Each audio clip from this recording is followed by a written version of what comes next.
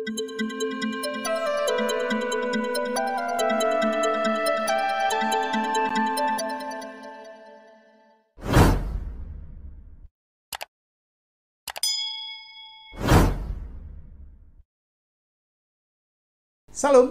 berjumpa lagi dengan saya Effendi Tobik dalam Boker Top Channel.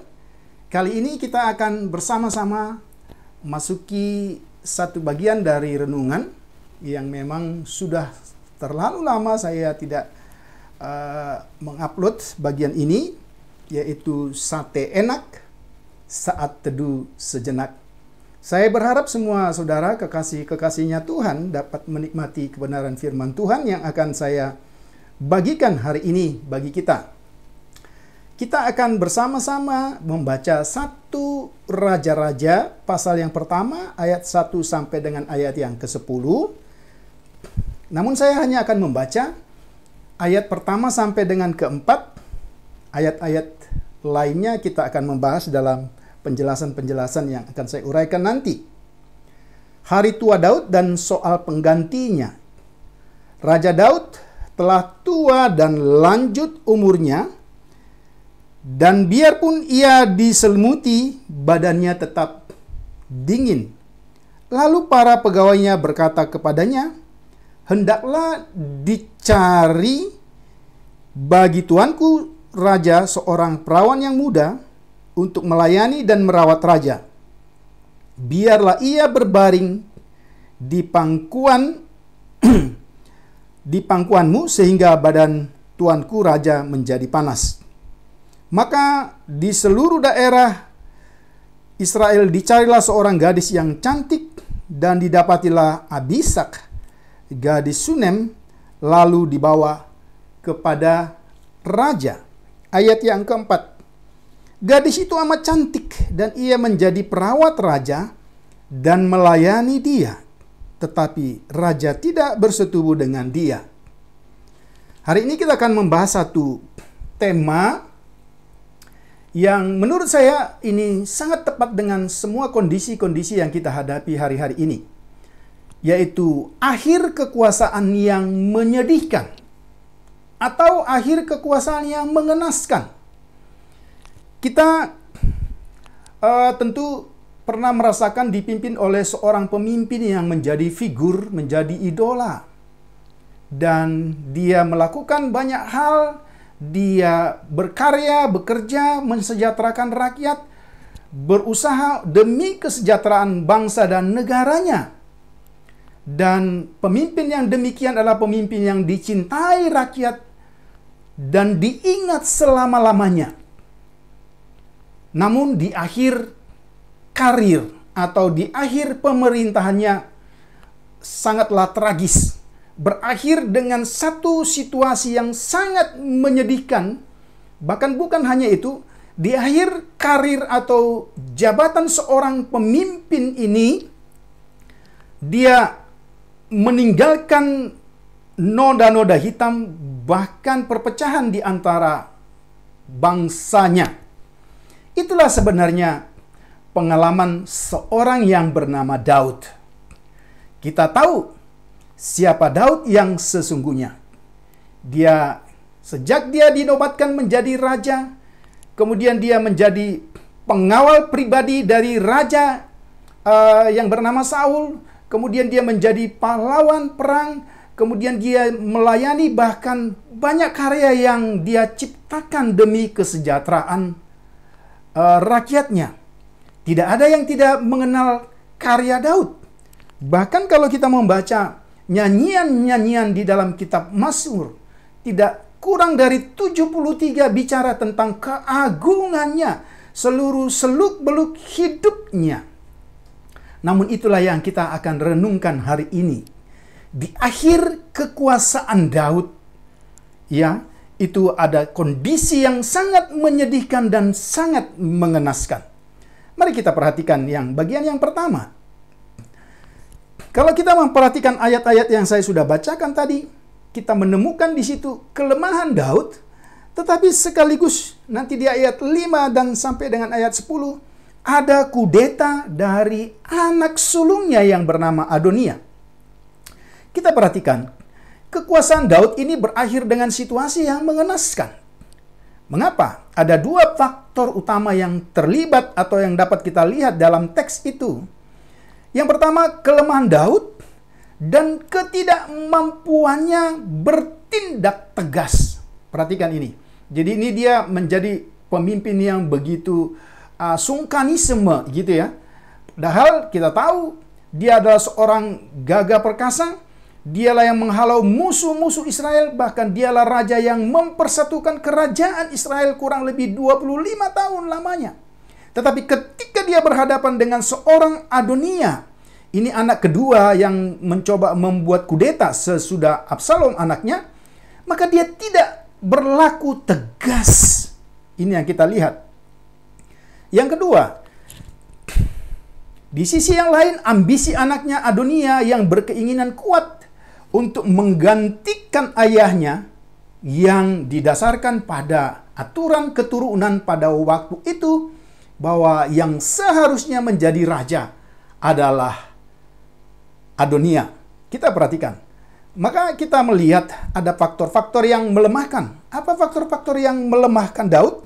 Kalau kita memperhatikan secara eksternal, ketika kita membaca kitab 1 Raja-Raja, kemudian Samuel, kemudian Tawarik, kita akan menemukan tahun-tahun pemerintahan Daud yang harus dilalui dengan begitu beratnya, dengan begitu kerasnya.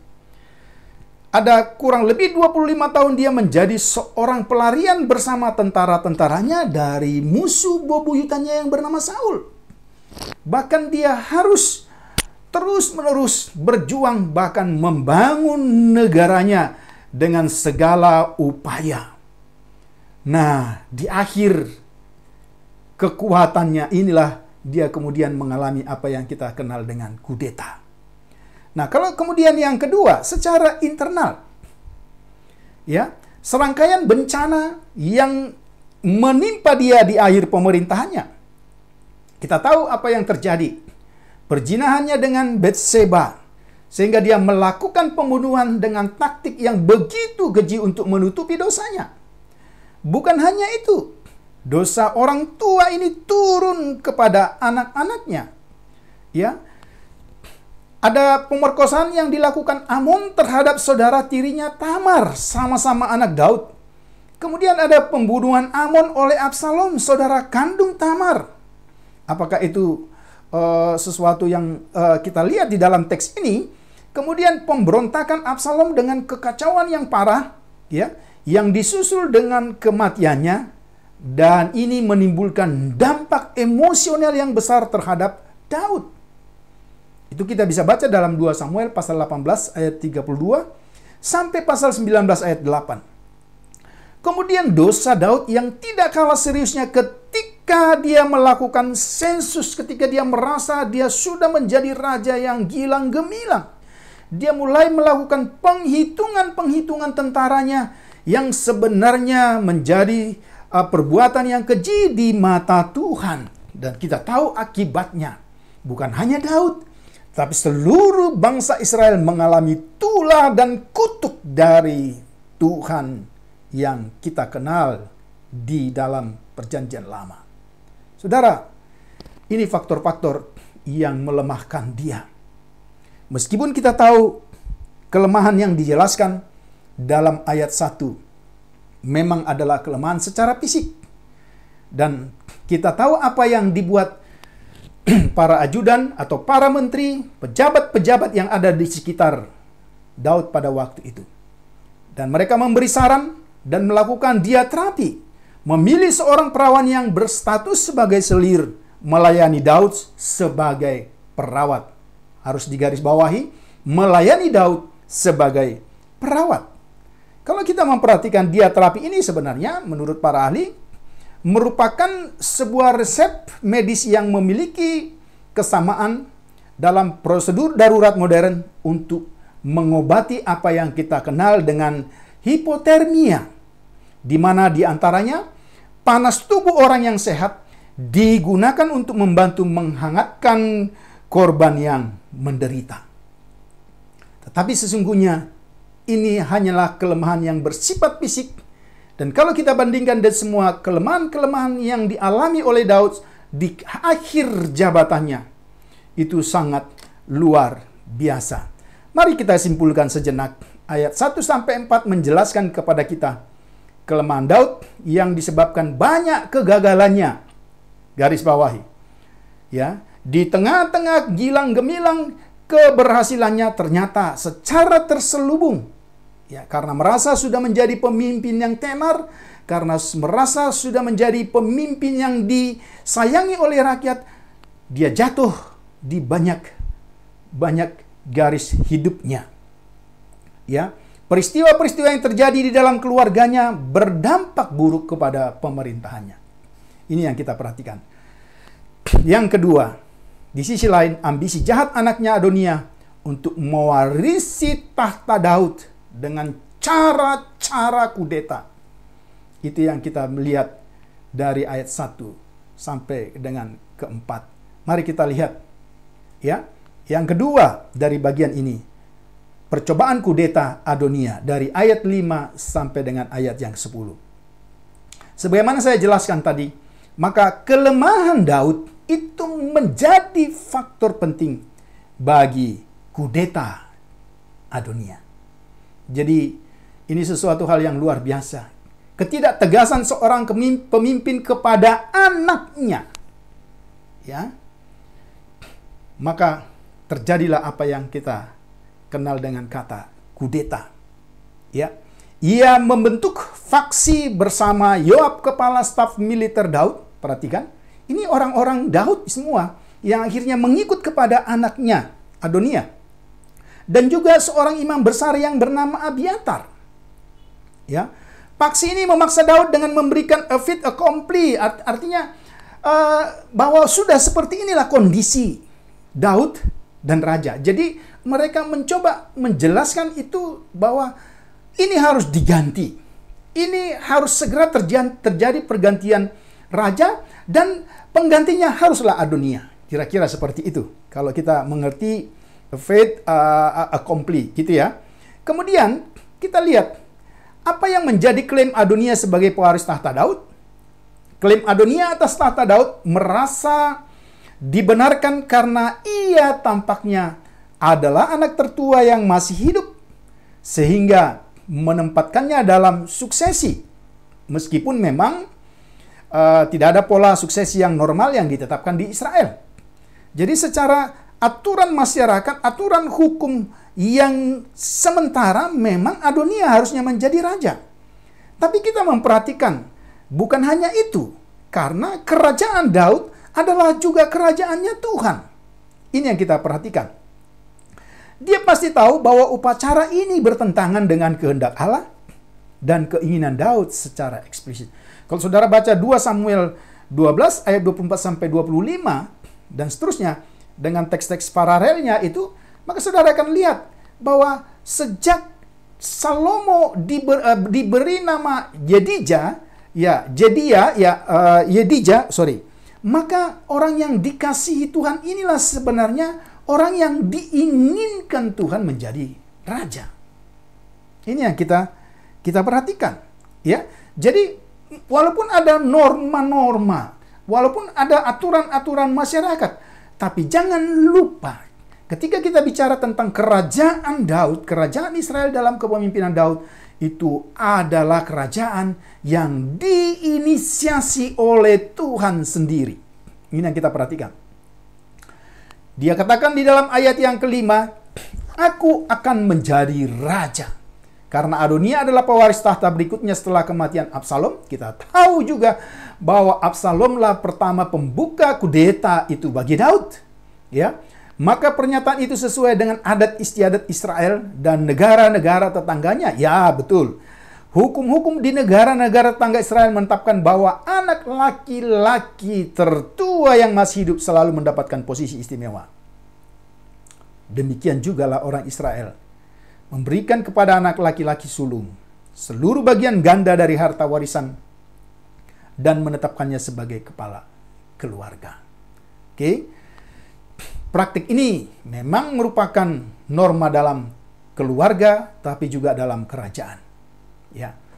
dengan tujuan berfungsi untuk melestarikan sumber daya keluarga dan mengatur ya transisi generasi. Tapi sekali lagi saya mau katakan, itu yang kelihatan secara harfiah.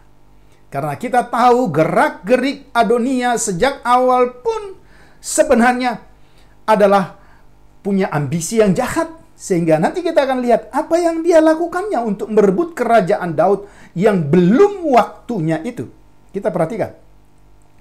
Tetapi banyak tokoh dalam Alkitab, nah kita lihat ya, jadi memang ada norma itu. Tapi kalau kita juga terbuka, memang ada banyak tokoh Alkitab ya yang tidak mengikuti norma itu. Pengecualian termasuk pilihan Abraham terhadap anak bungsunya Ishak. Pilihan Ishak terhadap Yakub daripada Esau. Dan pilihan Tuhan terhadap Daud sendiri daripada saudara-saudaranya atau kakak-kakaknya. Ya. Penyimpangan dari hukum primogenitas ini juga ya dibuktikan dalam literatur Timur Dekat kuno. Jadi memang tidak selalu seperti yang menjadi alasan yang dikatakan oleh Adonia. Oke, kita lanjutkan. Adonia memiliki kesamaan dengan saudaranya Absalom. Saudaranya dalam hal kemauan mementingkan diri sendiri, meskipun ia adalah seorang yang secara alamiah menarik dan seorang pemimpin yang terlahir sebagai seorang pemimpin. Jadi kalau kita melihat memang Adonia punya bakat itu, ya punya gestur sebagai pemimpin, tapi lagi-lagi bukan itu yang Tuhan mau. Ya. Dan kita tahu pengalaman Daud, lagi-lagi bukan gestur Daud yang diperhatikan oleh Tuhan. Ya, sehingga begitu yang terakhir sekali dalam parade pemilihan Raja Israel itu Daud yang terpilih, maka kita tahu apa yang terjadi sebagai sesuatu protes dari masyarakat dan juga dari sanak saudaranya.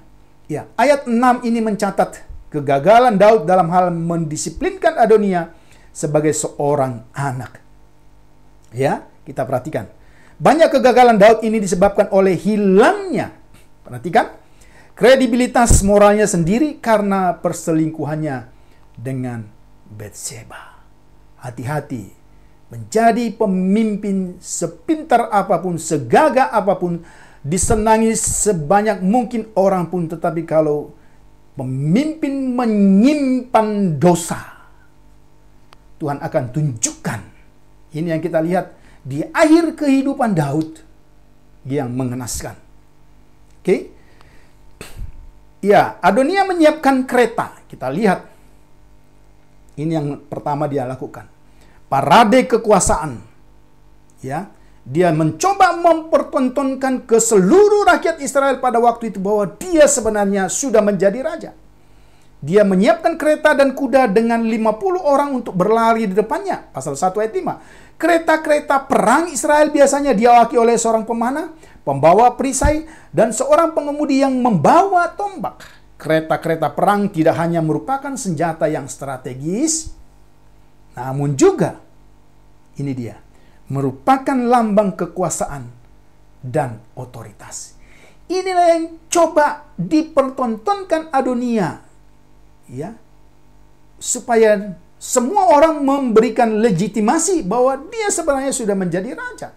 Dan dia pertontonkan itu di depan umum. Iya. Para pelari mewakili pengawal kerajaan yang independen dari tentara reguler. Mereka mungkin juga merupakan penasihat raja. Saudara perhatikan, kalau sudah bicara tentang kekuasaan, ya, kawan juga menjadi lawan. Ini yang kita perhatikan dalam konteks ini. Ya, masuknya Adonia dengan kereta perang dan pengawal kerajaan tidak hanya meningkatkan ketegangan antara raja dan lembaga-lembaga tradisional, tetapi juga mewakili permohonan kekuasaan yang terlalu dini dengan kekerasan yang melanggar protokol agama dan budaya. Ambisi yang sudah tidak terbendung, melanggar hukum dan tata krama masyarakat.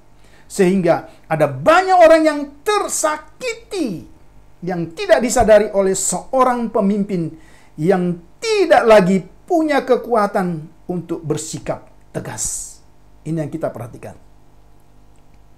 Perhatikanlah bahwa sebenarnya apa yang dilakukan Adonia ini juga dalam kitab-kitab Nabi mendapat kecaman. Kecaman Hosea terhadap mereka yang mengandalkan alat-alat perang untuk mencapai status yang tinggi. Oke? Nah, sekarang kita lihat.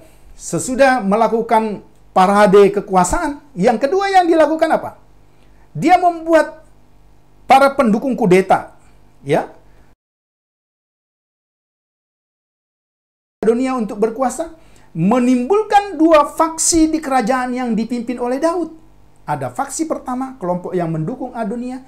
Faksi kedua, kelompok yang setia kepada Daud dan keinginannya untuk menjadikan Salomo menjadi raja. Kita perhatikan. Kelemahan Daud membuat kedua faksi ini semakin berani menciptakan krisis nasional dan keretakan militer, imamat, dan para rabi. Saudara perhatikan, semakin tidak menghargai lagi siapa yang menjadi pemimpin. Karena kelemahan pemimpin itu sendiri. Yang tadinya dia begitu disegani, dihormati. Tapi faksi-faksi ini semakin berani. Bahkan anak buah, panglima tentara, ya, imam besar pada waktu itu, menjadi musuhnya. Ini yang kita perhatikan. Kelemahan Daud berdampak kepada hidup sosial, politik, keamanan negara, bahkan stabilitas spiritual Israel sebagai bangsa pilihan. Kita lihat ini, ya, faksi yang pertama, anggota faksi yang pertama, Yoab. Dia panglima perang yang tidak diragukan lagi. Kesetiaannya kepada Daud tidak diragukan lagi. Tapi pada saat ini, kesetiaan itu luntur. Itu yang saya katakan.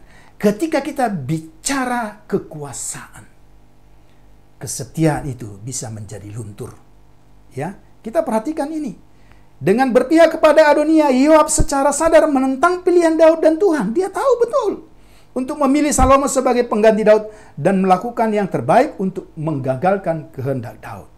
Ini musuh dalam selimut. Ya. Yoab adalah seorang jenderal yang luar biasa. Contoh dari kemampuannya adalah saat ia berhasil merebut Yerusalem untuk Daud.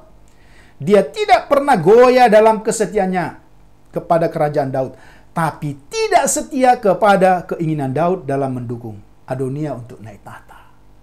Nah, ada sesuatu hal yang ganjil di sini. Dengan berpihak kepada Adonia, Yoab secara sadar menentang pilihan. Oke, itu kita sudah lihat ya. Sebagai pengganti Daud, menentang pilihan Daud dan Tuhan untuk memilih Salomo sebagai pengganti Daud dan melakukan yang terbaik untuk menggagalkan kehendak Daud. Gitu ya. Nah, ini dia. Di sisi lain, ada banyak masalah yang diciptakan Yoab sebenarnya untuk Daud. Dia memiliki sejarah buruk, tanda kutip, yang berulang kali ditutupi oleh Daud. Ya, dia membunuh sebelum waktunya, dia berambisi sebelum waktunya, dan sebagainya. Tapi yang menjadi pertanyaan, mengapa seolah-olah panglima besar ini bisa melakukan kebebasan itu? Jawabnya adalah karena ternyata dia memegang kartu trupnya Daud. Daud sudah kehilangan kredibilitas. Ya, apa yang dia lakukan, kejahatan dan dosa yang dilakukan Daud itu menjadi senjata yang makan tuan.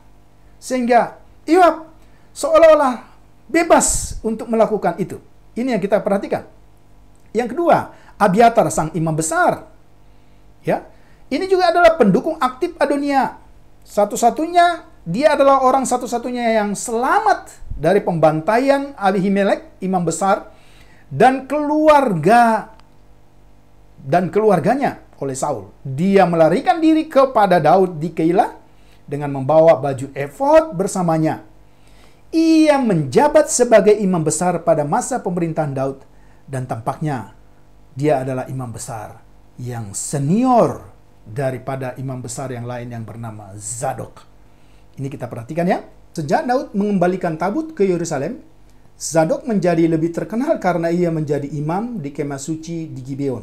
Saudara bisa baca 1 Tawarik 16 ayat 39. Abiatar menjabat sebagai imam besar di Yerusalem di mana tabut itu berada.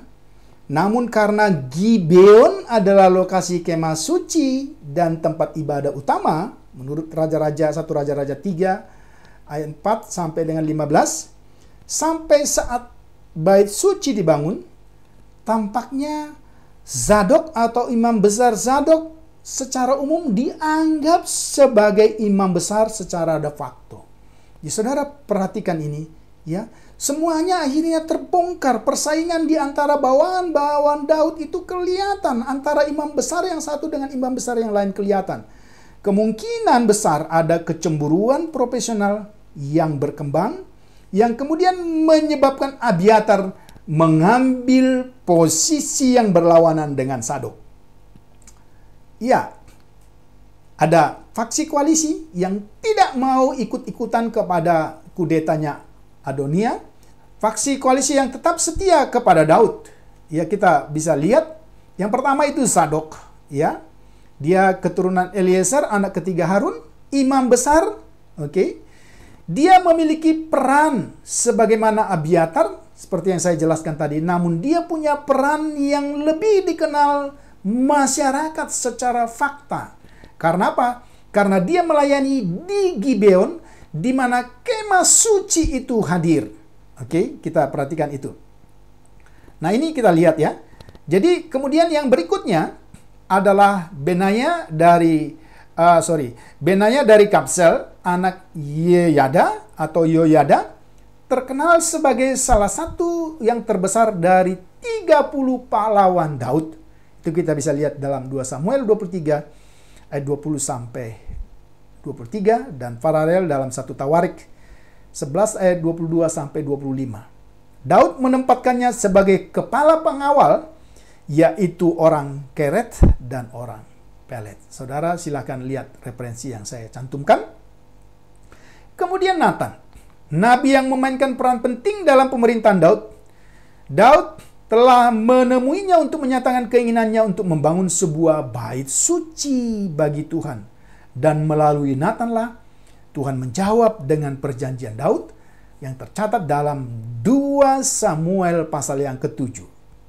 Kemudian Tuhan juga mengutus Nathan untuk berurusan dengan Daud mengenai masalah dosanya dan perzinahannya dengan Batsheba dalam 2 Samuel 12. Ya. Nathan juga diutus oleh Allah kepada Daud pada saat kelahiran Salomo untuk menyatakan kasih Allah yang khusus kepada Salomo. Dan Adonia tahu ini. Ya. Ini yang kita perhatikan.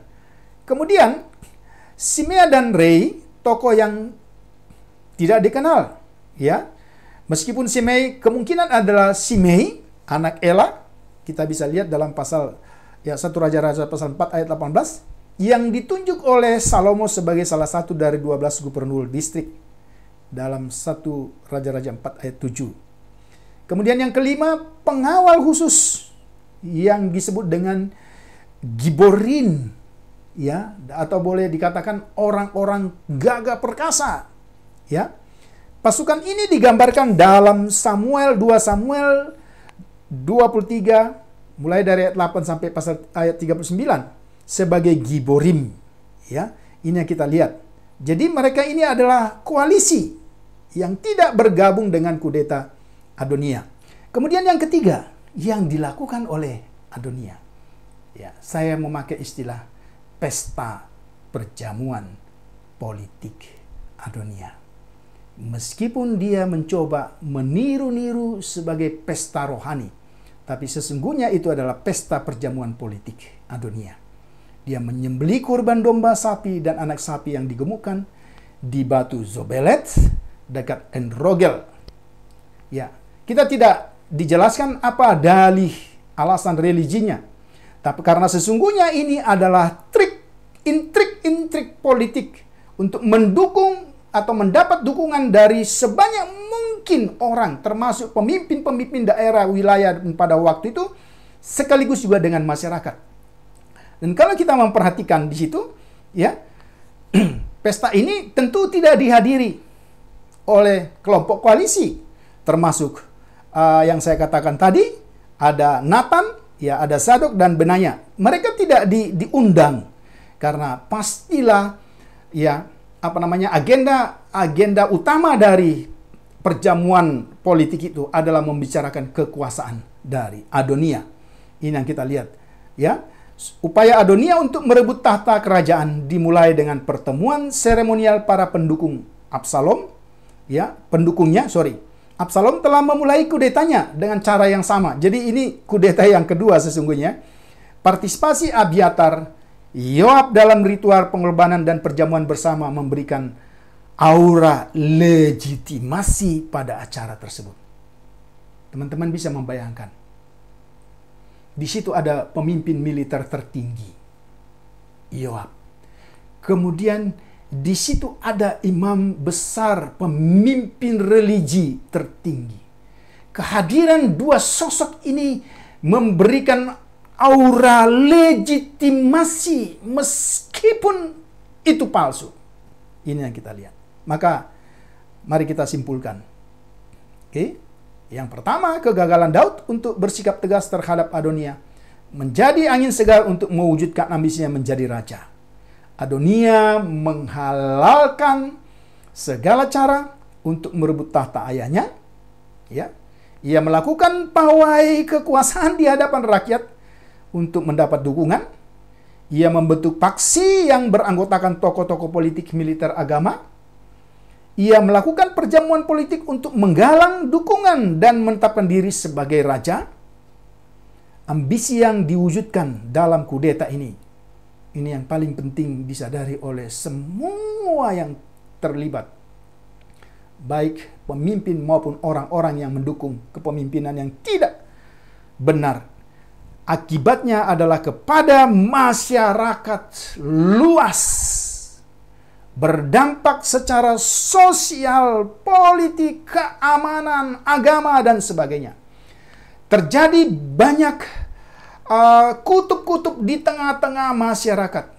Terjadi banyak hancuran, terjadi banyak hal-hal yang kita tidak inginkan oleh karena kelemahan dan dosa pemimpin.